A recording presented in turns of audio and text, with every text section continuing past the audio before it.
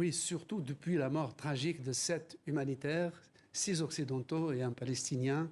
Cela a créé une onde de choc qui va de Varsovie jusqu'à San Francisco. Varsovie, justement, Slimane, la Pologne, alliée d'Israël, est en colère. Oui, et écoutons le président Duda, le ton avec lequel il parle de cette affaire.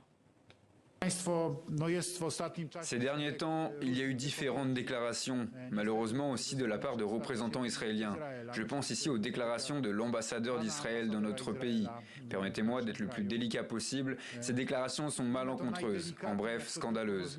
Je pense qu'aujourd'hui, monsieur l'ambassadeur est le plus grand problème de l'État d'Israël dans ses relations avec la Pologne.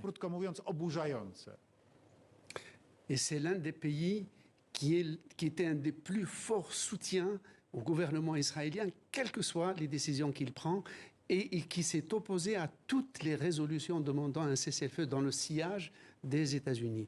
Et donc, c'est la mort de ce Polonais, mais surtout les déclarations de l'ambassadeur qui non seulement avait dit que ce sont des choses qui arrivent dans toutes les guerres, mais aussi il a ajouté pour les Polonais qui demandaient des sanctions, comme on le voit dans ce journal qui est le plus important quotidien, Wyborcza, qui demandait des sanctions pour ceux qui sont coupables de ces meurtres, c'est comme ça qu'ils sont qualifiés, eh bien, il les a traités d'antisémites.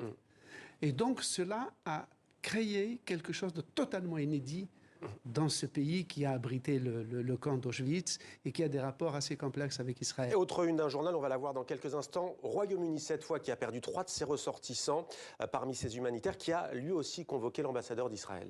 Regardez ce titre. Déjà, ils disent qu'ils ont été tués, donc les 3 Britanniques et leurs amis, ils ont été tués pendant qu'ils sauvaient des enfants de la famine. Et là aussi, en Angleterre, évidemment, le débat touche tout le spectre du paysage politique. Et partout, de la droite jusqu'à la gauche, on demande de ne plus exporter d'armes vers Israël. Et le Premier ministre, sollicité, bousculé par cette demande. Et en plus, l'Angleterre est quand même le pays où il y a les manifestations les plus spectaculaires pour le cessez-le-feu et pour des sanctions contre le gouvernement israélien. Et quid des États-Unis? Alors, les États-Unis, eux, n'ont jamais connu une situation aussi, je dirais presque, tragique, parce que leurs obligations internationales les obligent à briser le blocus sur la nourriture. Rappelez-vous, dans la crise du Yémen, qui souffrait d'un blocus, c'est Donald Trump lui-même qui a interrompu, qui a forcé, tordu le bras à l'Arabie Saoudite et aux pays du Golfe pour laisser la nourriture entrer. Donc Joe Biden est à la fois traumatisé par la famine qui sévit, les bombardements, le carnage quotidien, mais en même temps, il est tenu par des considérations électorales et par ses traités militaires avec Israël de donner des munitions presque au quotidien, à jet continu, qui provoquent cette tragédie que nous voyons sous nos yeux. Merci Slimane pour ce décryptage.